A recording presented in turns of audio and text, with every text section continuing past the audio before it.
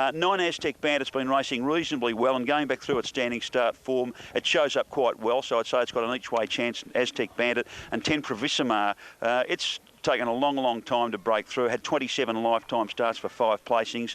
Didn't run a bad race at Cobram on Friday, and I don't think it's going to be all that far away. But look, we'll stick with Magpie Tom. We'll give him one last chance. This is definitely the swan song for me, tipping Magpie Tom, but I think he can get away with today's race. OK, thanks, Hutchie. His hair does not look like a magpie's nest, Adam. It's unfair of you to make that comment. Oh, you've put me in, haven't you? We said that during an ad break. They're meant to stay in the breaks, those sort of comments, good.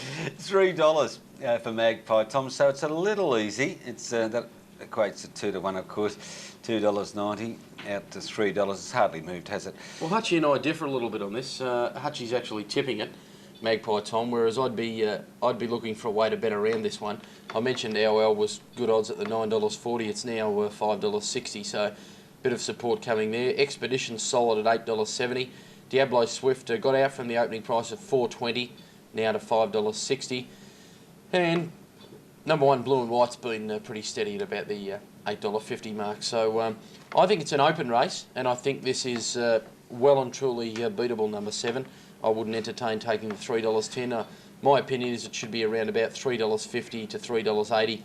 I'd be backing OL, number 8, and probably saving on numbers 1 and 6. I think they're both holding up well at the moment. OK, you've got a minute or so, a minute or less to get on race 2 at Kilmore. We'll just show you a glimpse of the third race at Ballarat Tote Board. This will have to be quick, won't it? Because they're starting to make line at $1.40 for St TV. It's very much a hot pot. Back to Kilmore as they line up here, Adam. Yeah, they're starting to come up now, and just a reminder to you, Keith, that a little bit the ad breaks are a little bit like footy trips. You want to watch out if you're going to start tipping me in for getting into Hutchie's hair. No, that was a soft comment. I mean, Hutchie's hair's like mine. He just can't do a thing with it. But he's a very touchy individual when it comes to how he's looking, and you might have just shattered his confidence for the day if that's got back to him there at Kilmore. Especially if a bird does land in his head, then it'll set him right off. But, $3.50 now. This is better odds for this favourite. That's about right, I'd say, for Magpie Tom. In fact, it's out to $3.70. Good move now for number 3, Diablo Swift. This is the one I told you from the Stephen Dove stable. $5.60 into $4.70 in one change. Good money also for number 8, OL. They're getting close to a start here. I think we should cross to the track, where your caller today is Rick McIntosh to take us through this race 2 at Kilmore. $3.70 Magpie Tom. $4.80 for Diablo Swift.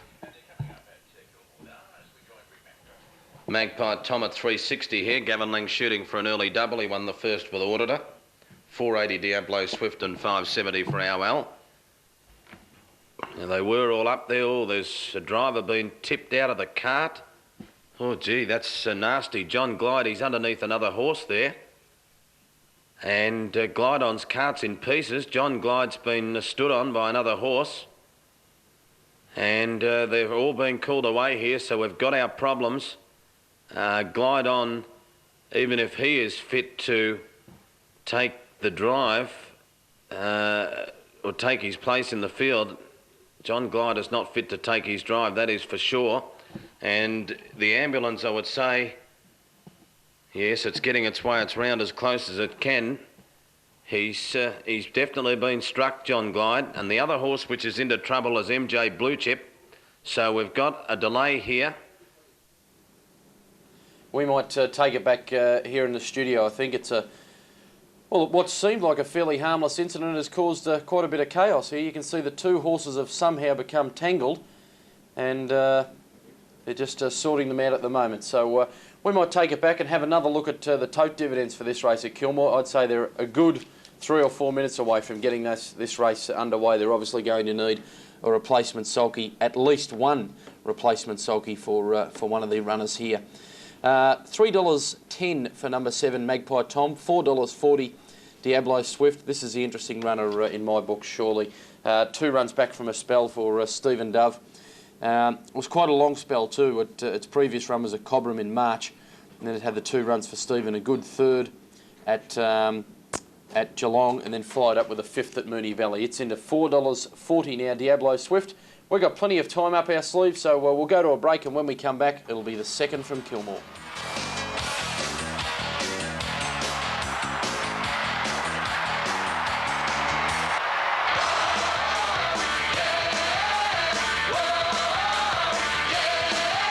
It's gotta be the races.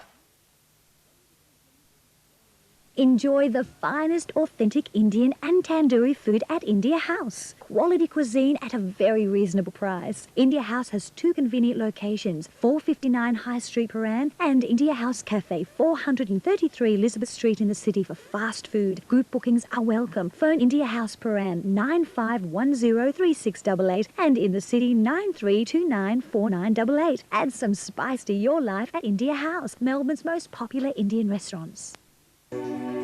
Don't dare miss the action at the Geelong Harness Racing Club, Wednesday 26 November, featuring the state's best pacers in the 25,000 APCO service stations and Easy Shops Pacing Cup. Witness our leading 4-year-olds chase the track record in the 5,000 APCO Dash for Cash. Plenty of free entertainment for the children, train rides, animal farm, jumping castle and more. Great supporting program. It's action all the way, November 26 at the Geelong Harness Racing Club. BPM Australia is Australia's dance music and culture program. BPM features music, lifestyle, reviews and culture. And have you noticed the name change? Join Lawrence, Madonna and Mary as they take you on a journey through Australia's dance culture. BPM Australia, here on Channel 31. Hello, I'm Mirella Killingsworth with the weather forecast. Today, mainly fine with cloudy periods and a freshening wind, a maximum of 22 degrees. Tomorrow, fine and becoming sunny, a minimum of 11 degrees overnight and a maximum of 22 degrees. On Friday, good news, fine and sunny and 32 degrees. On Saturday, more good news, fine and 32 degrees once again. I'll be back soon. Now it's back to Keith and Adam at the races. Gee, thanks, Marilla. There's some hot weather coming up, Keith. Shorts to the races for me on Saturday. Does look like it, doesn't it? That would be 32 a sight. degrees. Okay. Now, some news from Kilmore. You've still got probably a minute or so to get your bets on there.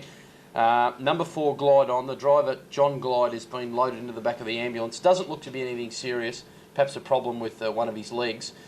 So we would assume number 4, Glide On, will be scratched. They're also doing a vet check on number 5, MJ Blue Chip. You can see them still milling around. This was the problem, Adam. If you could take us through this, if it gets a bit complicated, doesn't it? It certainly does. They have that much gear on them horses, like the hopples and the reins and everything. They just become quite tangled here. You can see John's actually down on the track. It looks like he's been kicked, doesn't it? Yeah, he looked to be quite proppy in one leg as they loaded him into the back of the ambulance. But in saying that, he sort of shuffled to the ambulance. Around. Yes, he was you're moving right. around. Okay. Yeah. There's certainly one of the attendants not looking too happy with things there. But there's John. Okay. What do you think he's saying to himself there? Well, he's saying, dare I move or not? Because if I do, I'll take a tumble and the horse is going to make sure he moves. Come down again. So poor John's couldn't really keep his footing on that leg. And as Adam did say, we saw him sort of shuffle over to the ambulance, and that's the horse. I mean, odds on to come out with the driver. Yeah, no, they'll be taking it back around to the stables now. That's number 4, Glide On, will be scratched, and we're waiting on news with number 5, MJ Blue Chip, but 5 is also scratched as well. So 2 late scratchings. Kilmore race 2, take out numbers 4 and 5, and Keith, we've got time for you to have a look at the next at Ballarat race 3. Well, we are looking at a hot pot here, although it has eased from the silly odds that got to a moment ago, or opened at. Centivi was $1.40. It's out to $1.60. It's still deep into the red, of course. Lord Wintag, the one you seem keen on, Adam, is the one that is coming in for support. If it wins, well, that'll bring up 3 out of 3 for the Ballarat trainers. We opened the program today by stressing the wonderful strike rate they have on their home. It's like Mornington, isn't it? Yes, it is, very much so. I think they're the 2 tracks that stand out, Ballarat and Mornington, for home-based trainers. For Meccano, gosh, she's a good mare fresh. I'm sure she'll run so well today, Meccano. She makes each way appeal to me. And Kalimna, who also is a mare and who also races well fresh, will probably run a nice race, but she's 6 years old, and I don't suppose that's too old. Yep, she'll run well, Kalimna. The winner will. And Glidon will run, so I don't know whether, with a new cart and a new driver, that's unusual, isn't it? I'm staggered by this. I can't recall a time I've seen where we've had a replacement driver. It's the usual practice as it is at the gallops. If the jockey's injured and can't take the ride, the horse is scratched. But well, we're talking about a 50 to 1 chance too, and I mean, if you change the circumstances and you back the horse because your favourite driver, maybe the premier driver, Chris Elford, is driving it, and he's replaced through injury, I don't know whether you'd be all that happy if it's a short. Mario Zapati will be the new driver. Mario Zapati, okay. Yeah.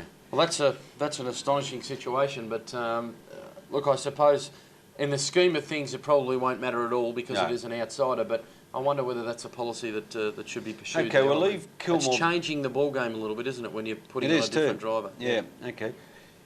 He's John Ballarat. We'll leave Kilmore momentarily. Yeah, thanks very much, Keith. I've got Brendan McCarthy with me here, who trains Centivi. And look, on the tote at the moment, $1.60. It is under what the bookies are offering. He has been a drifter. But Brendan, geez, there's not many faster horses around than this guy. No, there's certainly not, John. He's a horse that he's just got enormous speed, and it's natural speed as well. He runs well above himself, like he just gets out there and wants to run. But he's a horse that if he ever relaxes just a little bit and can save up a bit of his sprint for the end, he'll be a very hard horse to beat. I remember his original trainer, Mark Riley, said it's the only horse he's had that's capable of running 10 seconds to the furlong for every furlong. Yes, that's right. If he can do it for all of them, be fine. But the other day at Moonee Valley, between the 800 and the 400 and the Moya, he ran 20.5. Yeah, so it's an amazing time, isn't it? Pretty They just don't time. run it. No. I mean, really, on that, he's Everton to finish only 7 lengths from El Mansour's not too bad, is it? That's right. Especially Mick Barlow was a little bit worried about getting across that day. He gave him a slap down the shoulder, and of course he just took off, and it made it impossible for him to finish the race off running that hard early. Well, what about today? Do you expect him to just win? Yes, I do. I don't think anything will be able to take him on. Danny's instructions are to just jump out, sit quietly on him, not move on him until he absolutely has to just shake him up a little bit and hopefully go to the line nicely. Well, there can be some telltale signs with him when he's had enough, and if the jockey pulls the whip, he seems to resent that a bit. He definitely puts the flag straight up. Yes, yeah, you can see his head come up, his tail start to switch, and he definitely doesn't like that much at all. In fact, he'd find a little bit more without the whip than he would with it. So. Well, you've also got Western Union in the last, and the last pretty open race, but this horse has been racing very consistently for a good long campaign. He's had a long campaign. He's had, I think, 10 starts this campaign. He's only finished out of the money once, which was the start before last. So he's been ultra consistent, and we think, the 2200 will suit him well. So I think he'll run a big race today as well. All right, Brendan. Well, look, best of luck with your 2 runners today. Firstly, Centivi, and I see that, he did drift in the market, but they've just knocked that price off. He does look too good for these. And Western Union, might be something at a little bit better odds in the last. That's right. Thanks very much, John. Brendan McCarthy there, the trainer of Centivi. The bookmakers did, take a touch of a risk. He was still in the red, around the 4 to 5 he drifted out to, but they've snapped that straight up, and he's going to run a very warm favourite here. Lord Wintack has drifted on the tote at the moment. That's his correct price to what the bookies are offering. That's a drifter 1 point. Kalimna some very good overs, and I can tell you that she did present very well in the mounting yard. She's done a fair bit of work, had a bit of rib showing, so look for her to sprint well fresh. She's only at double figure odds with the bookies, so you're shopping quite well there. Meccano's been a drifter. She's a very consistent mare. You'd expect her to figure in the trifectas somewhere. She has been a drifter of 1.5 points, and really outside the top 4, you've got odds ranging between 16 to 1 and right out to 50 to 1. But, it does look like Centivi's race. He should just jump to the front and simply blow these away. The dangers for mine, Lord Wintack, well, he appears to be the only danger on paper, but as Robert Smurden said, he's going to have to get out chasing a fair way from home. And I thought Kalimna can definitely sprint well fresh, and just seeing her appearance in the mounting yard, I'm certainly confident of that, and she might be a value for the trifecta, still at the $17 on the tote. But Centivi, well, watch this horse. He's quite exciting, and he does go 100 miles an hour, so we're in for an action-packed race. Thanks very much, Johnny. There's the totes, 170 Centivi, 390, and firming all the time, number 2, my selection, Lord Wintack. I'm going to go against Johnny there. I think Lord Wintack will be the stronger of the two over the final stages. Now, let's hope that there's some communication between Kilmore and Ballarat here, because Kilmore, they're lining up. In fact, they're almost set to go. The favourite is number 7, Magpie Tom, repeating that number 4, Glide On, is taking its place in the race. It's driven by Mario Azzopardi, and they're off. And Glide On came away galloping. Blue and White went away okay. Out wide on the track now, mustering speed is Magpie Tom, and zipping through in the middle here to keep it out is Expedition. So Expedition leads from Magpie Tom. Now getting into third placing and ducking back to the inside to track. The leader was Mooneyong Scooter, and there followed 5 metres away. Glide On getting going in the all-white colours of the club now for Mario Azzopardi. Will land 1-1. 5 metres away, then over on the inside, hitting at straps was Quite a Gent, and Blue and White 3 back in the running line. 5 metres away, Aztec Bandit from Owell on the inside, then Provisamar, and settling at the tail of the field, Diablo Swift as they come down to get 2 to go. The leader is Expedition. From on the outside, Magpie Tom, Mooneyong Scooter 3rd. In the all-white Glide On is 4th. They're followed over on the inside by Quite a Gent, and Blue and White 3 back in the running line. Tracked up in turn in the race by Aztec Bandit, the inside Owell. They're followed by Provisamar, and last of all is Diablo Swift. Lead time in 52.4 as they go to the back. They've completed a lap, and they've got 1 3/4 left to go. And the leader here, over on the inside, is Expedition by Nectar, Magpie Tom, and 3rd Mooneyong Scooter. 1 by 1 Glide On. They're followed on the inside next by Quite a Gent, and Blue and White 3 back in the running line, tracked by Aztec Bandit. The inside was Owell from Provisamar, and they're followed at the tail of the field now by Diablo Swift. First quarter of the last mile, 32.8. With 1,100 metres left to go, the leader on the inside is Expedition, narrowly from Magpie Tom. 3rd on the inside, Mooneyong Scooter, and Glide On always 4th, and 1-1 in the all-white. Then Quite a Gent on the inside from Blue and White. Aztec Bandit hooking out to go from Owell. Well back, one off the fence. Diablo Swift driving through, and last of all is Provisamar at the winning post. Around to travel, and still Expeditions in front by Nectar, Magpie Tom. 31.8 the second quarter. 3rd Mooneyong Scooter, and 4th was Glide On. 5th around it, Blue and White. Then on the inside next. They've gone away in a good line. River Rage, Meccano away quickly with Centivi on the outside, Kalimna. Lord Wintack, Silver Arch, Redford drop out towards the tail of the field, where Kalimna and Centivi lead as they go towards the 800 metre mark. 3rd placing Meccano, River Rage in debt, Lord Wintack on the inside. 2 lengths away, then another luster, 3 or 4 to Redford, and last of all is Silver Arch. Centivi breaks away though, coming to the 600 metre mark. Over on the outside, Meccano goes to 2nd. 3rd is Kalimna. Then 2.5 to Lord Wintack on the inside of River Rage. Out deep is in debt, well back in, and then came another luster.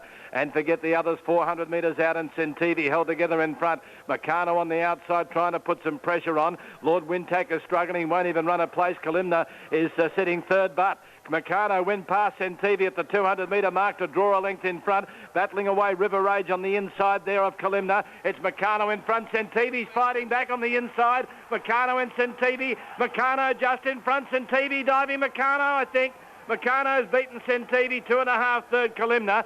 Just in front of River Rage. Then another luster, a poor run, Lord Wintack. Then in debt, followed by Redford, and last home was Silver Arch. 4, 1 and 3 at Ballarat.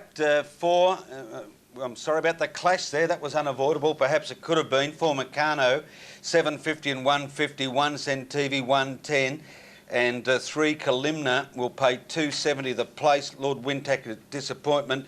Let's see if they have completed the race. Number 4, Meccano, has got it at Ballarat. Now, at Kilmore, there's the photo. It's a tight one. Centivi. Showing some fight, Coop. Oh, it did. Quite surprisingly. It's not noted for it. Speed's been its asset.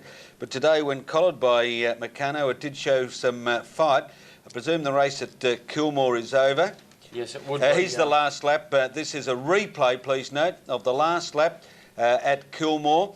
We'll get Adam to help us through the last lap here. It looks like on the inside there maybe... Yeah, no, it's Expedition in front. Magpie Tom is outside it.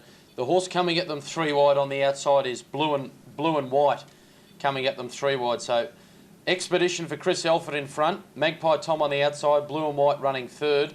I can't pick up the rest of them, unfortunately. Now in front, we've still got Expedition here for Chris Elford.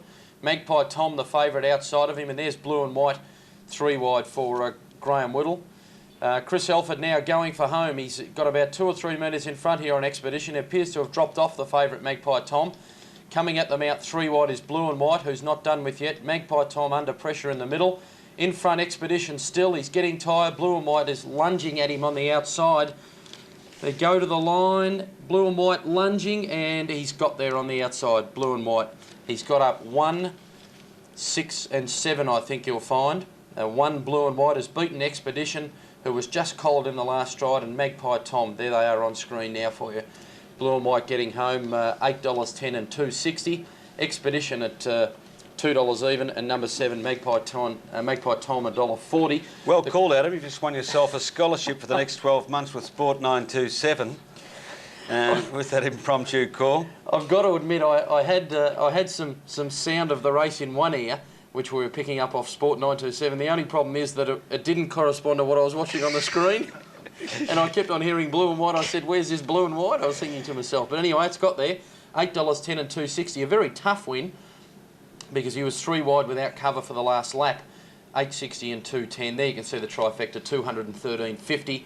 And the running double, you needed 4 for Auditor into 1. Blue and White has returned $16 even. That tidies up race 2 at Kilmore. Our apologies for that clash there. The only comment I'd make is that it's disappointing when Victoria's only got the 2 meetings today and something couldn't have been worked out, Keith. And I'd agree with that comment. Well, there's a scene at Ballarat, a tight go there. McCanna, we spoke about her first up ability, and she's produced it again today. She's a very consistent mare. That's win number 5 with 6 placings from 28 starts. And the rider, Greg Childs. It's been only 2 flat races and he's won them both. Greg Childs. He is a fine horseman, and he's bringing Meccano back to scale there for trainer Brett Mallion, and that breaks the run of Ballarat trained horses. Centivi, the favourite, running second. Meccano has paid $7.50 and $1.50. Very good odds for a mare who goes so well when fresh. 1 Centivi, 1.10, and 3 Kalimna, the other mare who races well fresh. She's put in a good effort today. And the Quinella $6.80, trifecta $97.30, the running double 3 and 4 paid $33.40. Lord Wintack, who was the disappointing second favourite, he goes well fresh also, but tends to train off, and I think with those recent runs under his belt, he would not be a horse to follow from now on. I would wait until he is fresh again. He was very disappointing today. He was a beaten horse before the home turn in a 1,000-metre race, so there's a lot of concerns about following him on the strength of that run, Keith. Right. It's a different picture to the one you were punting pre-race, Adam. Oh, I'm still distressed with his performance. I dropped out earlier than he did, I think. Okay. Let's just tidy up all these dividends. Again, we're sorry for that clash, but you can see the complete divvies there for Ballarat on screen. And for anyone who missed those Kilmore dividends from the second race, if we can have a look at those again, boys, because we did have to tidy up those pretty quickly and then go back onto Ballarat. So it was Blue and White, $8.10 and $2.60. $2 even Expedition, Magpie Tom $1.40. Thrilling 3-way finish there at Kilmore. $33.20 the Quinella, trifecta $213.50. And the first running of a double of the day paid $16 even. Okay, yeah, thanks for that, Adam. Yes, we will await time adjustments if there are any for Kilmore. Well, the 2 meetings were nicely spaced, yeah. And it would be a shame if they can't continue that gap, because it does make life easier for you at home watching both venues. All right, let's go back to Ballarat now and to Johnny Bell, who has another interview for us. He's John. Yeah, thanks, Keith. I've got winning trainer Brett Mallion with me now. Brett, she's a good, consistent mare. Tries her heart out, John. Yeah, every time she goes round. Yeah. Well, you've given her a little bit of a break, or you've spaced her runs in. Well, you've gone from winning at Moonee Valley in September and running well at Caulfield. You just giving her a little freshen up for today? She had a couple of weeks off after her Caulfield run. She sort of it just keeps her interested, you know. And just sort of, we can sort of give her 2 or 3 quick runs and give her a couple of weeks in the paddock, and it seems to be working at the moment. So I think we'll just keep heading along that track. Well, it's a great time of year for a mare like her. She's obviously not in the top echelon, but there's a stack of races around for her. And now that she's up against the males and being competitive, it opens up plenty of avenues for you. Well, exactly. You know, there's a lot of nice races around for her, and as you say, you know, we just sort of thought, well, we'll dodge the better class mares races, and you know, hopefully between now and Christmas, there's a couple of nice little races around for her. And you know, every time she goes round, she gives 100%. So you're always a chance, aren't you? Well, one person that'll certainly be happy is the part owner, Mick Kent. There'll be another cheque flying up to Singapore for him. I hope so. Yeah, I hope he sends one over to me. Never mind him. Yeah, no, we've had a good run with Mick's horses, you know, Jeff Case and his wife and that. You know, I think that's about their 8th winner we've had for them since we've been at Cranbourne, so they should be pretty happy, I think. Well, it really seems to have been a turning point in your career since you've recently changed properties. Yeah, look, the last 6 weeks I think we've had something like 7 winners, so I think just, you know, the fact that we're probably now able to give our horses a bit of time in the paddock between runs, and it just seems to freshen them up, and well, it's certainly working at the moment, so, you know. Well, that's your last runner for the day, but I believe you're back down Ballarat tomorrow? Come back tomorrow, but one in the last, yeah. Little horsey won his maiden up here the other day, so we'll give him another try up here and see how he goes. Good on you, Brett. Good to see the stables going so well, and congratulations on the success of Meccano. Good. Thanks very much, John. Thank you. Brett Mellion there, the trainer of Meccano, and gee, she's a good honest mare. She got out to 13-2, which was a drift. Centivi got to 4-5 before the punters stepped in and ended up starting a 4-7 favourite. Look, I think the only way you can ride Centivi is to just jump and run and let him go.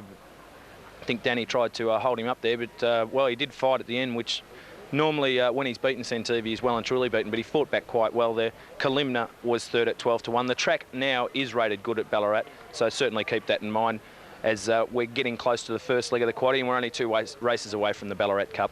We're going to take a break now on midweek at the races, and we'll be back on the other side with plenty more information.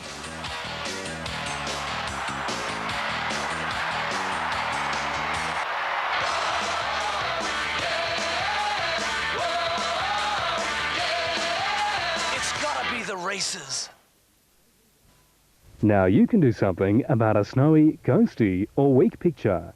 Call the people who fix these problems every day. Deeper Image.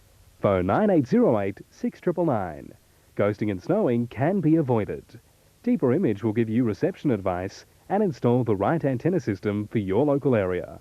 They can connect all your TVs to the one antenna. Phone 9808 6999. Deeper Image. Delivering images through technology. Are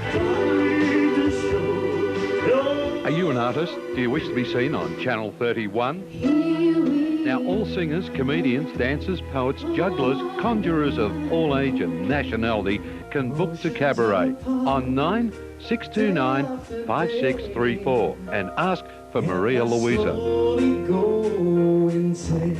9629 5634. Ask for Maria Louisa.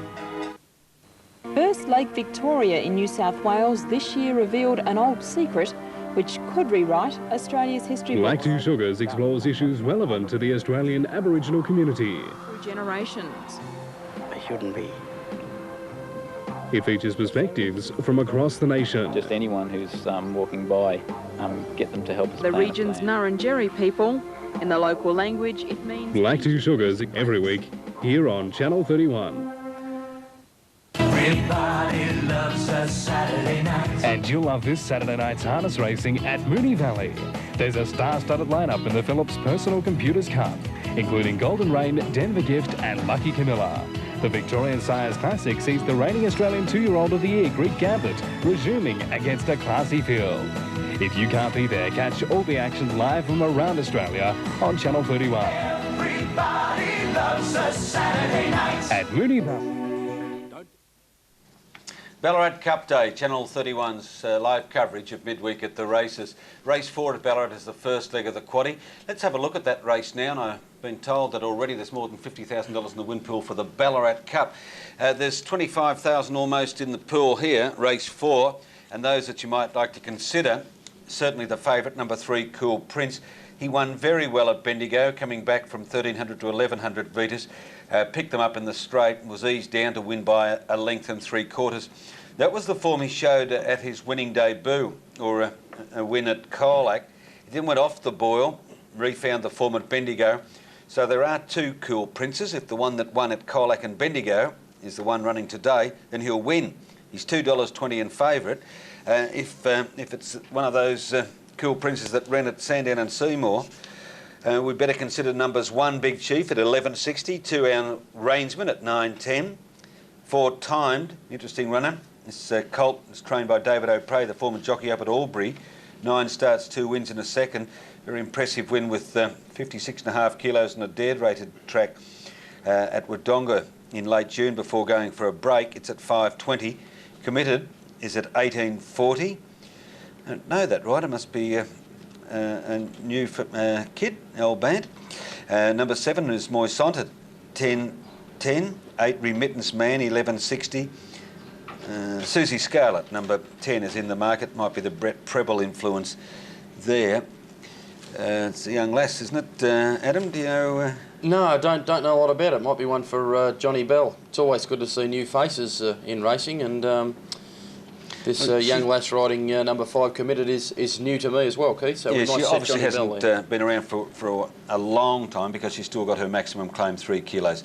Let's now turn at Ballarat to race 5. This is the Diabetes Australia Healthy Diet Tribe Ballarat Cup with prize money of $100,000. Backslapper, winner of the Hotham Handicap, or the race by another name now, Neat Cuisine, I think it was called, at Flemington on the 1st of November, is at 7.60. 2 Sky Gazer, winner of the Kyneton Cup at 6.20. 3 Batocci, a last start winner of the Matriarch over 2,000 metres at Flemington from the Peter Hayes stable at 3.50. 4 Bold Command, won at Ararat before finishing 3rd in the Kyneton Cup. It's at 14.10. 5 Stormy Jim won the a race called the Penang Cup at Morfettville at the end of October, and was 5th in the field of 16 at Flemington.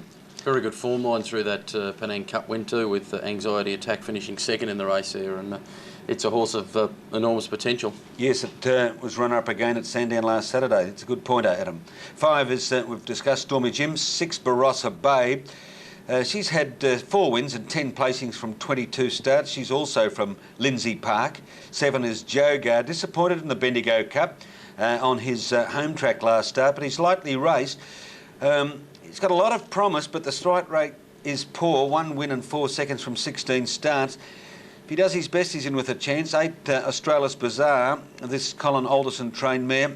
She can have her day also. It wasn't in the Bendigo Cup last week, but she Very can hard do to better. catch her, Keith, isn't it? It is. Lycaroo is the 5-year-old who beat Anxiety Attack in the last race at Sandown last Saturday, so fresh winning form there. And 10 Shearer Claude. It was called Kostja until a recent name change.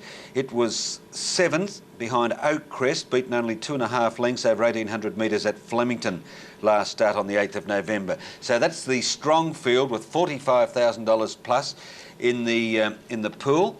An update on the... Yeah, Miss L Bant is Louise Bant, the daughter of Warrnambool trainer Aussie Bant. She's actually indentured to her father, and she's had her licence for around about 12 months. We thank our producer John Carney for that. All right, and Louise is riding in the next race, number 5 Committed. So good luck to you, Louise. I haven't seen you. Let's hope we're looking at you in the winner's stall. Moving on now to the 3rd leg of the quaddie, race 6 at Bendigo. Here, it's a 1,400 metre race. Number 1 is Sunset at 4.10 and the favourite. 2 Crafty Hunter, 14 even. 3 Rapid Action, 7.10. Well, you can see what's there. Fintona Bell's interesting at 14.40. Bon Rhythm is the second favourite at 4.90. Duchess Dior, number 8's in the market. Number 9, Honourable Member to a lesser extent. Number 10, Limber Up, is on the 3rd line of betting. This mare has raced only 11 times. She's trained at Wangaratta. She was runner-up at Echuca last start, beaten in a photo finish there. That was her first run since September. She's probably fitter now. She's by Loosen Up, the sire of Better Loosen Up. So that's the field there for you to peruse, race 6. Now, race 7 is the final leg of the quaddie at Bendigo, and here the favourite is Dry Humour.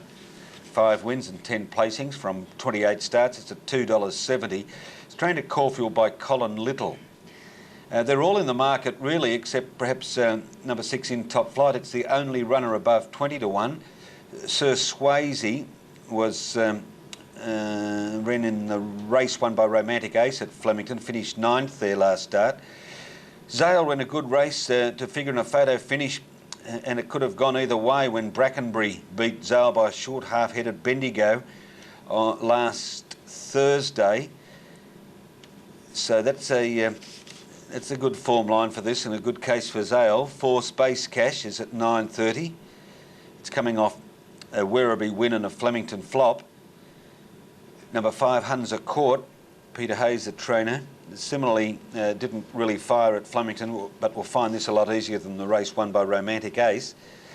Martago, last at Moonee Valley back in October, and that was first up.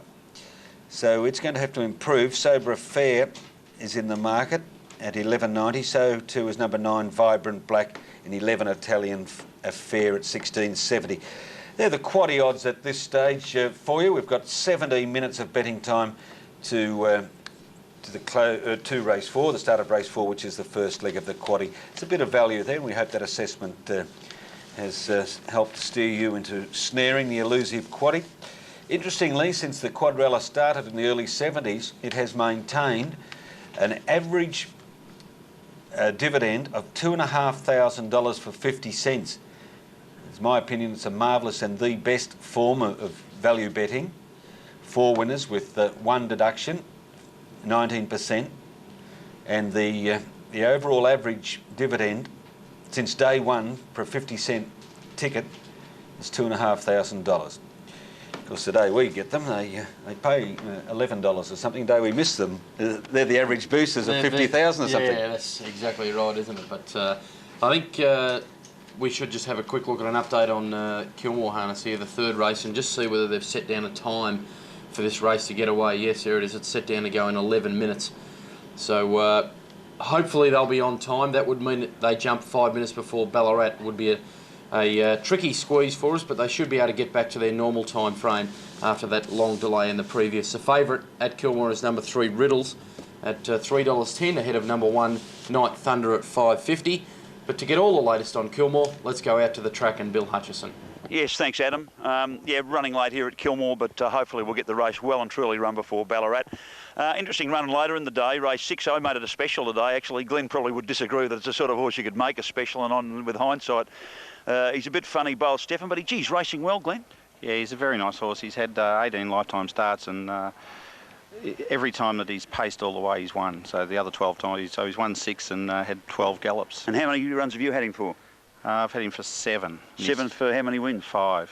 It's a pretty good record. Yeah, but he was nearly going to win at Globe Derby too, and during the Inter-Dominion Carnival, he was in front there and he galloped. And also at Gold Coast, he had a good spell. And first up at the Gold Coast, he was sitting behind the leader Russell's Choice one day at the Gold Coast and got out of his gear turning for home. But since then, we've done a lot of work with him. And what's the secret to him? What sort of things do you do with a horse like this? Obviously, a lot of ability, but is there some gating problem? The fact he jumps out of his gear, or is it in his brain? Well, originally it was we thought it was his back, a back problem. We had vets and chiropractors and acupuncture and everything done, and that seemed to work okay. And but lately it's been his feet, and you know, he's got to be. It's critical at the length of toe and the angle's right. And once we've sort of fluked on. And it was just a fluke, just trial and error that we got there. We shot him, I think, 6 times in 5 days. I noticed he won it. It was at Maryborough. He won it 2 or 3 starts back, and he came flying out of the barrier. And then he sort of put in a few rough ones. In the past, he probably would have just gone hopelessly out of them, but he did come back down pacing, didn't he? Yeah, that's right. You know, Brian just probably asked him for a little bit too much speed then. And then the next start at Yarra Glen, he was in the death, and he got a check turning for home when Southern Jack veered a couple of horses out and hit him, and he nearly got out of his gear again. He put in a couple of rough ones. Well, as you say, in the past, that would have been the end of him, but at least now he's sort of he's got more confidence. Good. Yeah, he has, and he was reshot again on Wednesday, and I hobbled him on Saturday with the view of just making sure that he was right, and I was going to trial him on Sunday, but he worked so well on Saturday morning, I couldn't see the point in trialling him. I'm pretty sure he'll be right. So I'm not being a fool in tipping him a special here today? Well, no, you do. Well, I watch it with my legs crossed and my hands crossed and my eyes crossed and my fingers crossed, but... if he paces all the way, he probably should be a bit good for him. Oh, he would be. He's a very, very good horse. Very good horse when he paces. I think he won his first race. I think he go back to a standing start at Horsham for Dean Lewis a long, long time ago, and then from then on, he just had no end of trouble with him. Yeah, that's right, and I think he must have got frustrated in the end. He was advertised in the Trotting Weekly, and actually my farrier, David Gratian, bought him. Oh, yes. And he kept him at our place, and he was working around really nice with some of our horses. And then the first start he had for David was at Horsham, and he beat Yablet, which Eric Anderson had a bit of opinion of at the time. And then David decided that, you know, he'd sell him, and you know, quick profit's a good profit. Yeah. And so he advertised him for sale, and Eric bought him, and that's how he ended up with me. So been a great owner for you, Eric, hasn't he? Oh, he's fantastic. Yeah, no, well. he loves the sport. He's very, very busy with his business, and harness racing is his only outlet, and as well as having a team of horses up at Mildura or Robinvale, actually, Euston there, at his own place. He always keeps a couple down here, and I'm very grateful for that. Terrific. And you're not trying to put Daryl Douglas on? Oh, no, Daryl's driving very well at the moment. He's been driving Riccardi and Zybezi, which are two of Eric Anderson's horses, but their horses have come down because they had shoeing problems too, and Daryl's actually shoeing them, and that's why he's driving them. Apart from the fact that he's a great driver too. But Brian wasn't available to drive Bold Stefan today because he has Sheba in the race, so we had no hesitation putting Daryl on it. And Daryl actually won on the horse his first start in a race for David Gratian. Oh, well, he's no stranger to the horse, and he should get a good drive. Yeah, I hope so. And also he was in the race at Maryborough. He drove home lane that day, so he saw Bold Stefan, so he's sort of aware of his ability. Okay. Well, let's hope everything goes okay later for Bold Stefan, and the Tippett camp continues along its winning way. Well, I hope so, Bill. Thanks very much. Thanks very much, Glenn. Thank you. Have a look at this next race coming up now for you, race 3. Look, this is the final of the Carlton Vicbred race. Look, I reckon it's a pretty open race. I thought One Night Thunder had a good each-way chance in the race. Just a little bit worried about the barrier, but it is racing very well. Terrific run at Moonee Valley last start, where it ran second to Addo's Return. 2 Spin Ahead was a surprise winner at Yarra Glen. It did have the garden spot behind the lead, but got home strongly at the finish. Number 3, Riddles, had every chance at Bendigo, but it's got an each-way chance in the race. It's racing reasonably well, and goes round, I think, in the famous Bert Alley colours. I think Vicky Golding might be Bert's daughter. And Bert Alley was one of the champion rangemen in the early days of night harness racing with great horses like Apmat, and we also saw him a lot at the showgrounds. 4 Bayview, racing well, won its heat rather well here at Kilmore, sitting outside the leader, and has got Chris Alford. I was discounting 5 Avon Bronze and 6 King of Broadway. I think they're drawn a little bit wide and just lack the necessary to overcome those gates. 8 Gambler's Tune's got an each-way chance. It's done plenty of racing recently. It's a very fit horse. 9 Create Havoc, not a bad run at Bendigo, where it did plenty of work when Moonee Young Vander was able to get the use of the passing lane to win. 10 Dancing Paddy was the sufferer there with Moonee Young Vander getting the passing lane. It did all the work in the race, flashed home, looked like it had the race won, but Moonee Young Vander, who's number 11, got along the passing lane. It'll need more than the passing lane today, but it has got Gavin Lang, Moonee Young Vander. I thought in the race perhaps the chances were 8 Gambler's Tune in a very open race. 4 Bayview was my pick, and One Night Thunder had a good each-way chance as well. Thanks very much, Hutchie. Did you see it similarly, Adam Hamilton? Well, Hutchie's actually the man to speak on this. He loves studying the tapes of these heat and final races. I've got to admit I didn't see the heats of this one, so I'll just stay with what Hutchie's thoughts are here. Very, very tricky race. Sometimes the horses that you can't really judge them on their previous form. You have to really judge them on how they lined up in the heats. And well, you've heard Hutchie's thoughts on the race. Interesting to hear that Moonee Young Vander, well, he didn't really rate it a top chance despite having gone quite well to win its heat. All right, that's the situation at Kilmore with 5 minutes to the start. Only 9 minutes to the start at Ballarat for guidance from Dowling Forest. Let's go there and to John Bell. Yeah, thanks very much, Keith. We are coming up to the first leg of the quaddie here at Ballarat, where the favourite on the tote is Cool Prince at, even money on the tote. The bookmakers are betting a full point better than that. Has been a sizable drifter, but we'll talk more about that shortly. Ron Casey's joined me here, and Ron, of course, is involved with Diabetes Australia and Healthy Diet Try It. Ron, a racing stalwart now. Well, yes, the situation is, of course, that Victorian Health Promotion Foundation provides the funds for various health organisations to promote their health message to the people of Victoria. And in racing, the funds are used by the Victorian division of the Diabetes Australia Foundation, and all the research that we have available to us indicates that the way that the message has been presented to the people of Victoria has been most effective. So we're very pleased to continue our association with racing. Of course, I have noticed, I think it was Bendigo last week, the diabetes tests on course, and there was actually a queue there of people lining up. Yes, it's very interesting. The big van comes to these major meetings, and the people at the racetrack take advantage of it to check their situation, which can be done very quickly and very efficiently and quite painlessly. We've, I don't know how many tens of thousands of people have been tested actually at racecourses. I was going to go and get tested last week, but I had a bad day on the punt, and I didn't want to get the bad news. Didn't want to fuse the business. That's right. Now, of course, you're also heavily involved with the North Melbourne Football Club, And, geez, I don't think we'd have to go too far to work out your tip for the Cup. Well, I think it's some sort of an omen bet, isn't it? Like a roo. Certainly. Last winner at Sandown. Hopefully it goes a little bit better than what the Northerners did last season, Ron. Well, we got, to the preliminary final, and I think in view of all the circumstances, we're very disappointed for our supporters, but in the circumstances, I think the boys did pretty well, and I think with the new talent that we've got this year, or for next year, the boys are in training well, there's a real spirit there, and I think we'll be pretty competitive in 1998. Good on you, Ron. There's another tip. Good to see you again at the races. Cheers. Thank you. Ron Casey there. And, well, of course, there is the omen tip for Ron with Like a Roo in the Cup, who is certainly going to be, well, one of the fancies. His win at Sandown last week was very good. Now, just back to this, the first leg of the quaddie race 4 at Ballarat. A quick run through the betting here, and you'll see on the tote that Cool Prince is now an odds-on favourite. He did open up fairly close to flip of the coin with the bookmakers, but... look, they have taken some gambles here. He got out to the $3 mark. That's just been trimmed up by a quarter point. But what you can glean from that is that, he is no value on the tote at the moment. Number 1, Big Chief. He's resuming from a spell today. Just trying to get a glimpse of him as he went out, but I missed him.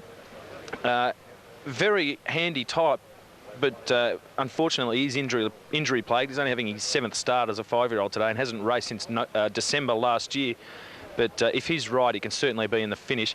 With the bookmakers, he's been, he opened up at the each way quote. He's drifted 2 points, but really at that quote has been kept reasonably safe. And of course, he was scratched from sale yesterday. Number 2, Our Rainsman, has been a pretty big drift. It opened up around the $5.50 mark and now is out to the $8 mark, but you're still getting a touch of value on the tote there. Cool Prince I've spoken about. Good money for number 4, Timed. We spoke about him earlier in the day. He won the Ma Memorial up there at Wodonga, and that race has produced some very good horses over the years. He opened, we got out to the each way quote, which was a drift of a half point from his opening quote, but that's been trimmed up by a full point now, so he is some good value on the tote. Outside those horses, you're looking at double figure odds for the remainder of the field, headed by firstly 7 and 8, who are at 3 times the each way quote. Then you're out to number 5, Committed, who's 2 points longer, but still a touch of value on the tote. And numbers 9 and 10 have both got out to pretty big odds.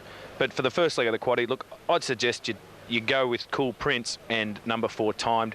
I think they have a touch of class on their rivals. If there was a smoky, I would suggest it'd be number 1, Big Chief, because he has the ability.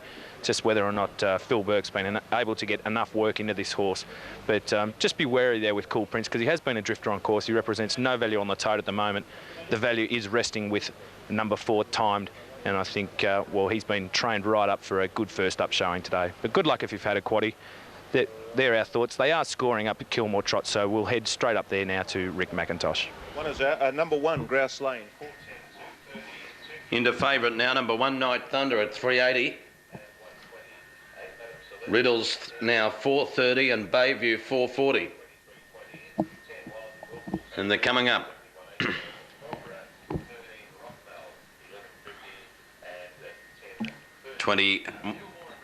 2190 the journey, $5,000 race here, 370 Night Thunder, 410 Riddles, 420 Bayview on their set.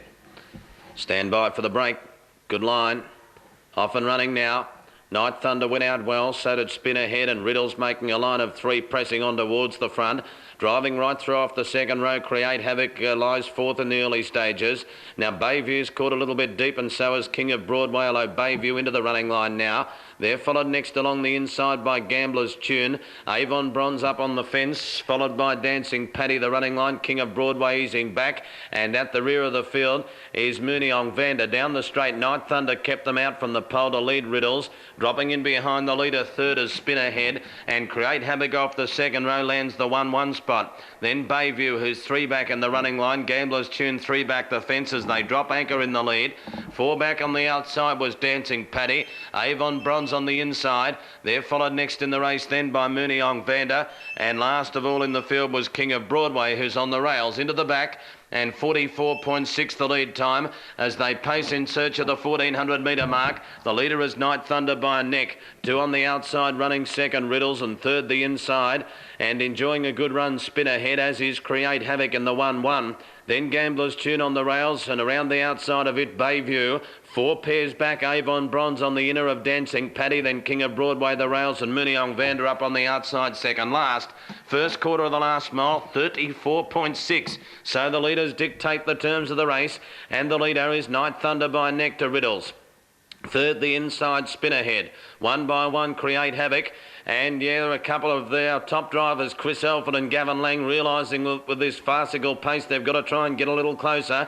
Bayview comes to the outside, 3 deep to go around, Create Havoc. Tracking him up as Mooneyong Vander. Dancing Paddy, the running line, the inside Gambler's Tune, King of Broadway joining the 3 wide line. And last of all is Avon Bronze. Second quarter in a 32.6. Night Thunder's had a nice run from Riddles. Bayview deep out, trying to improve to third. Spin ahead, the leaders back. One by one, Create Havoc, and 3 deep with the trail is Mooneyong Vander. Around Dancing Paddy locked up. Gambler's Tune the inside. Then King of Broadway and Avon Bronze at the tail. Riddles putting some pressure on Night Thunder down the back at the 450 metre mark. Night Thunder the inside. Riddles the outside there. 3 metres to Bayview. Create Havoc between them. Spin ahead's under pressure on the fence. Then Mooneyong Vander, Dancing Paddy, and I don't fancy any of the others. Third quarter in 29.3. Leader still Night Thunder. It's had a good run by a metre to Riddles. 3 wide Bayview, 4 deep Mooneyong Vander. Spin ahead, the leader's back. Little Night Thunder still in front. Riddles knuckling down. Mooneyong Vander in the centre is starting to zoom home. Night Thunder still in front of Riddles and Mooneyong Vander, and spin ahead. And Night Thunder's just in front of Mooneyong Vander and is going to win it. Night Thunder by 1.5 metres to Mooneyong Vander. Spin ahead third, just in front of Riddles and Bayview. Then Dancing from Gambler's Tune, a gap to King of Broadway, and I didn't see what happened to Create Havoc, but it was last in, and 30.1 the final quarter. Okay, numbers across the line there, 1, 11 and 2 at Kilmore, but they're getting close at Ballarat. We'll talk more about Kilmore in a couple of minutes. Okay, don't miss out on getting on this first leg of the quaddie or the race. You've got only a minute at Ballarat. Let's check Cool Prince. Johnny Bell has told us that it's odds against in the ring after opening at Flip of the Coin odds. So it's a bit skinny at $1.90, timed at $5.60 as the second favourite. Good money, obviously, for number 1, Big Chief. This is only start number 7 for Big Chief, and our rangeman number 2 has been backed. There's Moisan, locally trained, the Barry James colours. Barry's a committee man, I think vice president of the club at Ballarat, and another club stalwart, Jeff Tawney, yesterday was named the incoming chairman of the Moonee Valley Racing Club. There's number 5, Committed, coming into the stall. So there's not many out still. Cool Prince the favourite. Well back, Big Chief. Hasn't raced for 11 months. Trained by Phil Burke at Flemington. A promising horse by Full and By. He's a 5-year-old. He's had a win and 3 placings from only 6 starts.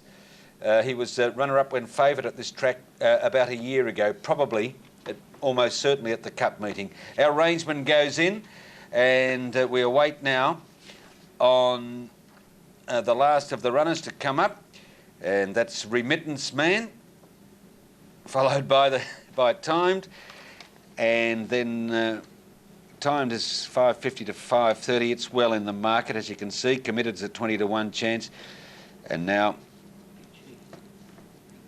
that's Big Chief. Number 1, that's the last of them. Set to go, first leg of the quaddie at Ballarat. Good luck.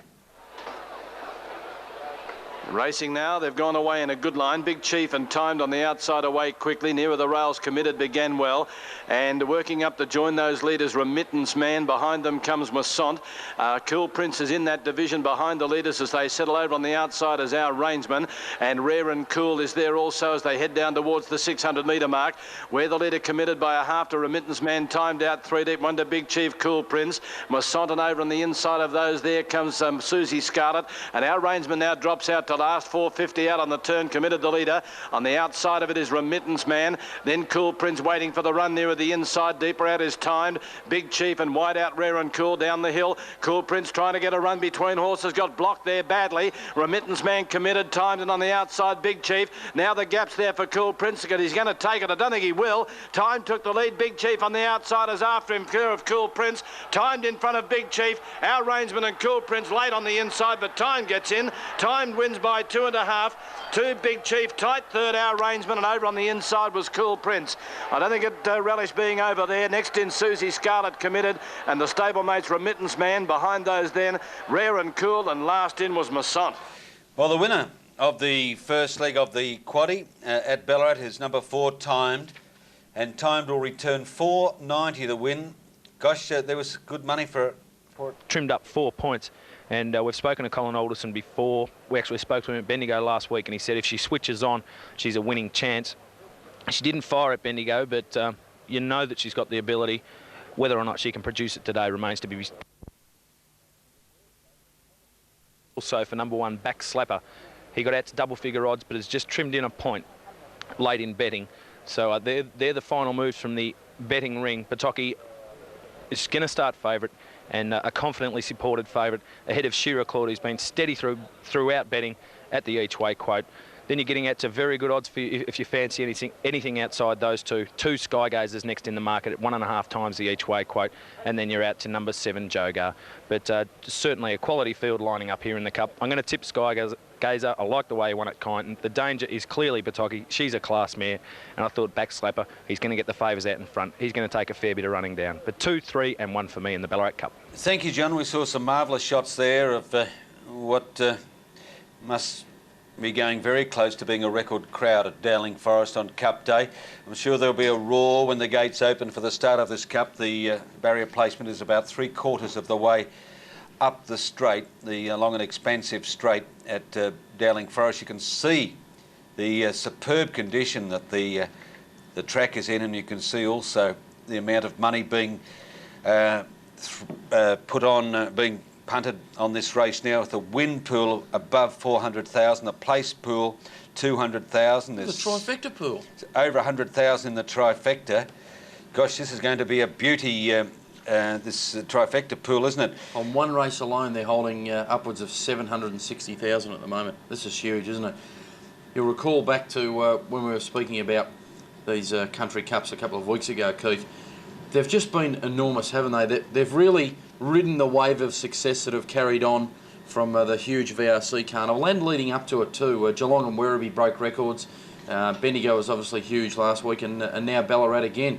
And they don't mind hopping into this favourite, do they? $3 even now, Bataki. Right, and even though this Ballarat Cup is down in numbers, I can't recall a field of 10 for many years now in the Ballarat Cup. The evenness of the field, as indicated by the tote readout there, makes it a powerful betting race. Pataki, if you fancy the favourite, well, it's 2 to 1, and that's backable. If you fancy any other runner, you've got each way odds, and with half the field double figure odds. Stormy Jim is probably the outsider, at 27 to 1.